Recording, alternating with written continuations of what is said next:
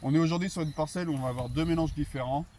deux métailles. À notre gauche, on va retrouver un mélange avec du San Métail Premix, c'est-à-dire un mélange de légumineuses avec du trèfle scorzum, du trèfle incarnat et de la vesse velue, auquel on a rajouté un seigle fermier de l'exploitation. Et sur la bande à droite, qui est notre bande du milieu exactement, on va retrouver le métail San Métail de la gamme San Élevage, qui est composé à la fois de seigle, mais un seigle forestier non altératif, qui va se développer moins vite, auquel on a rajouté du trèfle incarnat et de la vesse velue pour sublimer le mélange en valeur alimentaire. Si on s'avance un petit peu pour comparer les deux mélanges,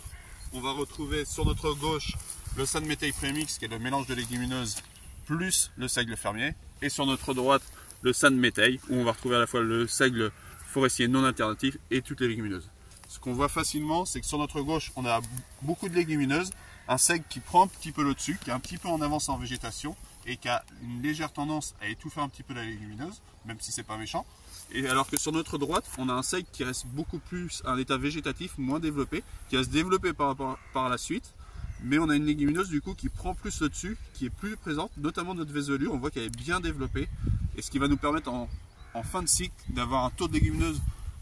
un peu plus important sur le côté San Métail qu'avec le San Métail Premix et le seigle fermier, et du coup une valeur alimentaire qui devrait être supérieure aussi de ce côté-là par rapport à ici. On a vu que le métail était bien implanté, qu'on avait une bonne répartition en sol, que tu avais bien réussi ton semis, qu'il avait bien passé l'hiver. Quand on a regardé les espèces présentes, on retrouve tout ce qui a été semé, à savoir le trèfle incarnat, le trèfle scorzum, la vesse, les deux seigles, que ce soit dans les bornes, le seigle fermier qui est la majorité de la parcelle, ou le seigle forestier non altératif qui est dans le San Métail. Tout est à un bon stade. Maintenant, il te reste à gérer la fertilisation, comme on l'a vu, à savoir apporter 30 unités de soufre et 30 unités d'azote, pour qu'on ait un mélange qui se développe à la fois en volume et en valeur, et qu'on regarde dans quelques semaines comment ça s'est développé pour gérer la récolte, bien identifier les stades de récolte et avoir un ensilage de haute qualité alimentaire. Avec le tour de parcelle qu'on vient de faire, le résultat auquel on arrive, je trouve que la démarche San Élevage prend tout son sens. D'aller du conseil jusqu'à la finalité produit pour emmener de la plus-value dans les élevages et de faire progresser les exploitations dans la qualité notamment de leur fourrage qu'ils produisent. On a un résultat ici qui est très satisfaisant avec un fourrage qui sera à coup sûr de très grande valeur alimentaire avec une bonne valeur évatée et un rendement qui sera tout à fait acceptable.